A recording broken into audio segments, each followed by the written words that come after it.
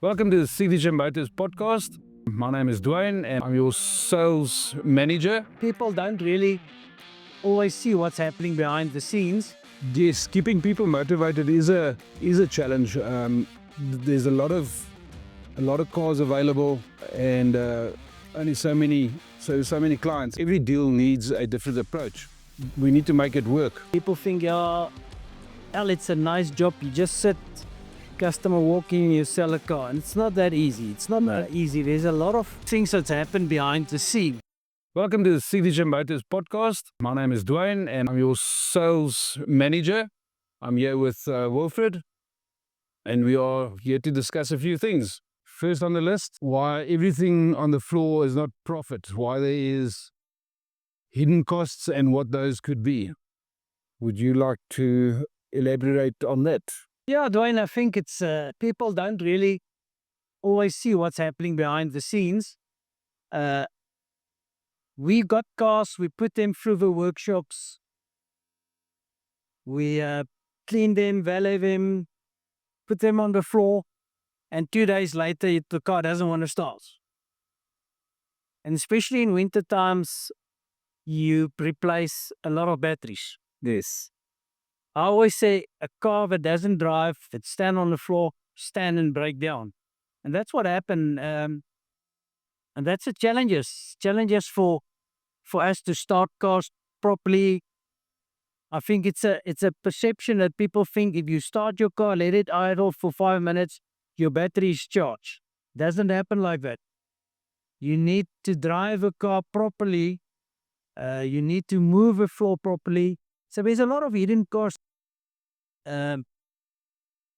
that's happening on the floor that people don't realize. My question to you is, what is the biggest challenge to motivate your team to sell cars? Because I know it happens when a salesman gets 6 applications in the morning and all 6 is being declined by the banks. Those are challenges. But what do you think is the biggest challenge for you as a sales manager to motivate your staff and sell cars? Yes, keeping people motivated is a challenge. There's a lot of cars available and only so many clients. And like you say, a lot of clients also don't really qualify. So to keep the guys motivated and interested in each deal and in each client, it is a challenge. To keep them motivated, we offer them incentives. That always helps a salesperson. Also guide them. Their personalities, my personalities, the client's personalities, everything is different. So every deal needs a different approach. And we need to make it work. But yes, in general, salespeople need a lot of motivation, whether it's financial or spiritual or just shoulder to ground. The guys need to be looked after. Yeah, if I always think about salespeople and people think, it's a nice job. You just sit, customer walking, you sell a car. And it's not that easy. It's not that easy. There's a lot of things that's happened behind the scenes. Just tell the audience what is a normal day and a normal deal for the salesman. How does it happen? Well, there is no such thing as a normal deal. Each deal is different, like I said.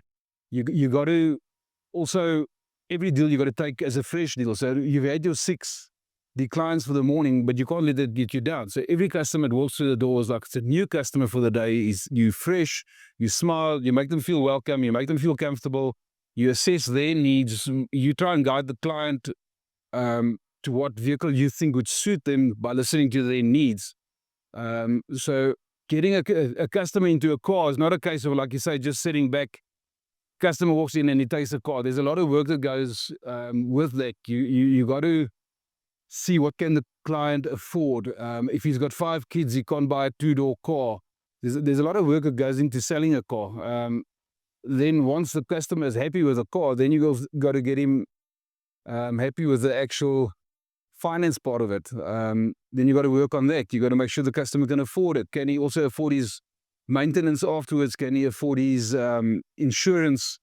It's a bit of a process getting a certain person into a certain vehicle, and it's not a 5-minute job. You spend quite a bit of time with each client to make sure that when they walk out of here, they've got the best possible deal for them. So if I listen to you, it's quite important to qualify your customer upfront.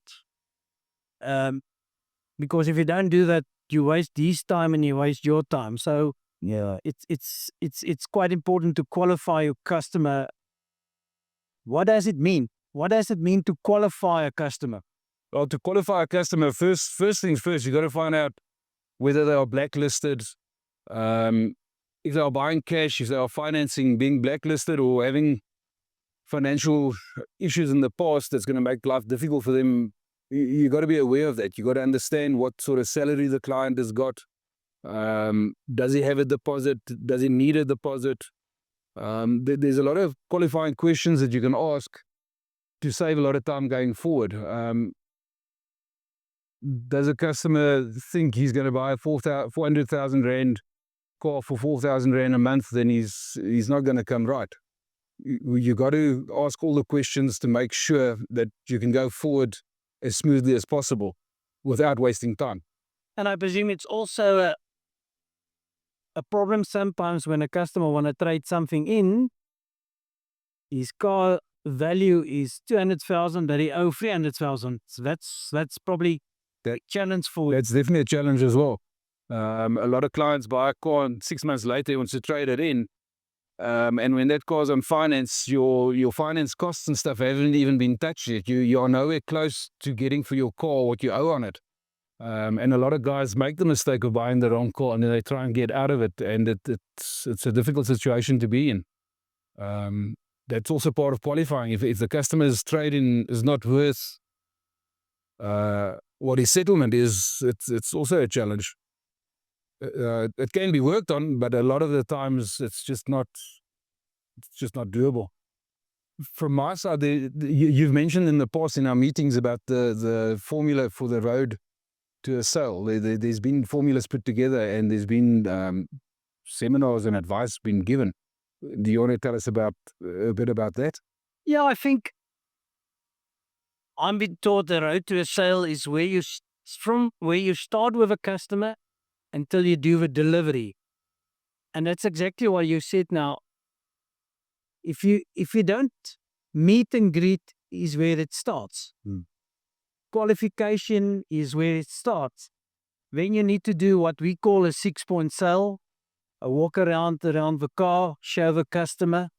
If it's a customer that want to know technical stuff, you give him technical stuff. If it's a woman that want to know about the leather and the interior and the aircon, you concentrate more on that.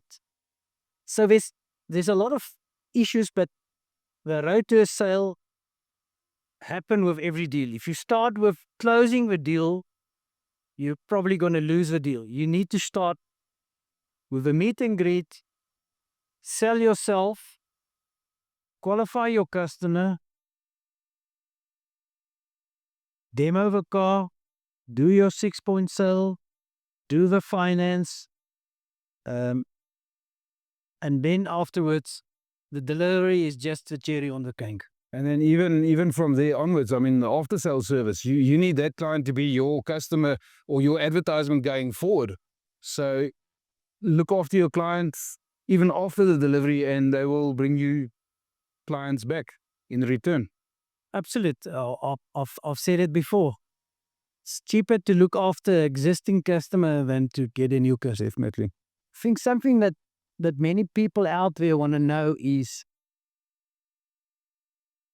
the challenge to sell a car is, we've discussed it now, but there's a lot of emotions when people buy cars. What is your experience? You on the floor, you still selling yourself.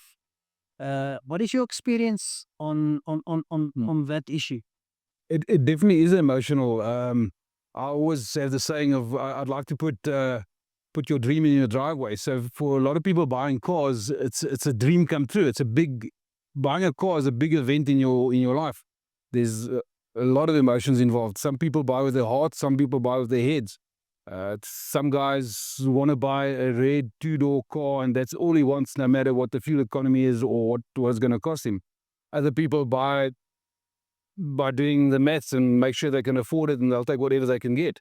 Either way, it's an emotion and it's a dream that needs to be helped to get put into the driveway. I think the minute you have connected with your client and you've sort of befriended your client, it's kind of easy to know if you're on the right way or the wrong way. There comes a turning point in while you're trying to present the vehicle and while you're talking to the client that you realize whether it's going to be a deal or not. And generally, like you told me in the past, the best way to do it is to get bums into seats. And if a person likes a car, you will know it within the first 3 or 4 kilometers of that test drive. You can see the change in the person, whether they are signing the paperwork when they get back or if they're taking the next one for a test drive.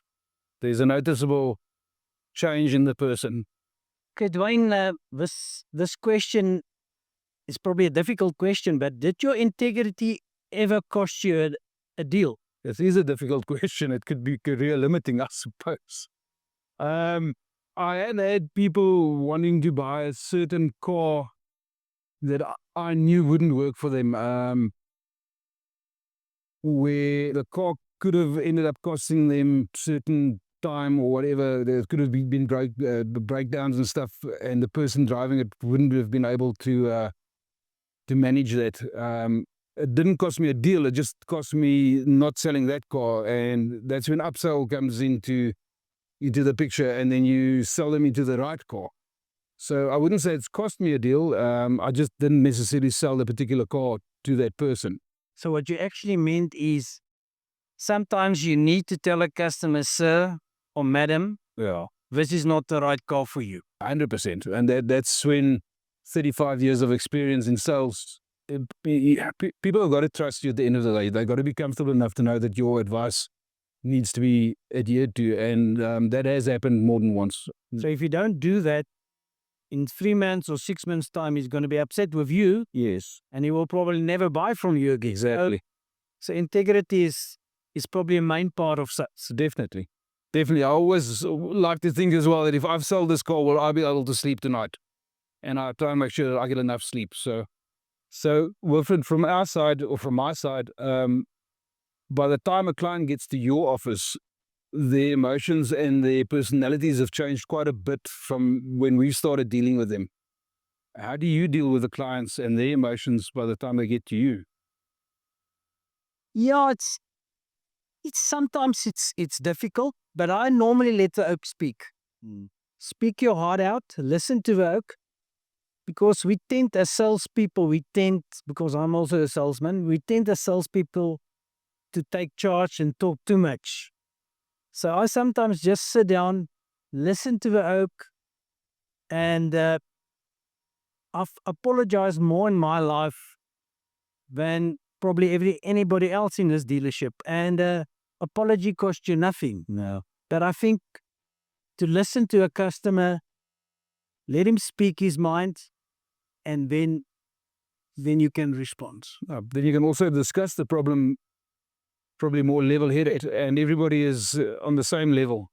Yeah, and I always said to the oak, I said, sir, we've got 2 choices. We can sort it out on a friendly way, or we can do it the bad way. Yeah. And I don't think anybody else want to do it the bad way. So let him speak his mind and give him a few alternatives. And the most difficult customers come to my office is today my best customer shares. So a difficult customer is not always a bad customer. Difficult customers become your best customer. And a good deal is really when both parties are happy with what they walk away with. Absolutely. It's not a one-sided thing. Okay, Duane, I think the man in the street always think used car dealers, or most used car dealers, and I'm going to call it are crooks. How do you deal with that when a guy said, listen, you're just another used car dealer? Yeah, that kind of brings a smile to my face because, for one, the guy doesn't know me personally. So I go back to him and I say to him, look, obviously you've had a bad deal somewhere and you got done in, and you've got this perception about car dealers all being the same. And again, that's where I try and convince the guy that we are good guys. I can tell you can go to Hello Peter. I mean, we in the top 5 ranked on Hello Peter in the country. So you can go and view us there. Unfortunately, whenever somebody comes through, it's not just a guy on the street. The minute somebody walks through our gate, he's already on his back foot because he feels he's going to get done in because of the reputation of second-hand dealers. So that's where you, as a salesman, need to convince this person that he's now at the right place and he's going to get better service than what he's ever had before. And that is part of being a salesman. You got to, like you said, Wilfred, you got to sell yourself first before you even start selling the vehicles. So unfortunately, people do have this perception that we are crooks. Unfortunately, they've got to give us a chance before they can decide that.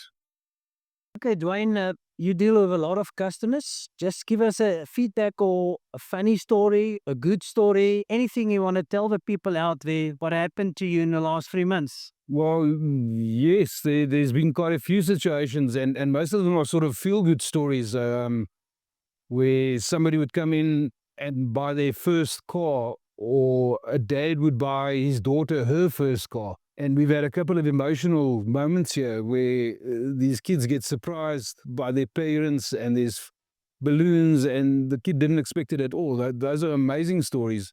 I had a couple of young ladies and gents that bought their own cars for the first time. And the emotions, I've had guys that on delivery asked me if he could give me a hug because he's so happy about his first car.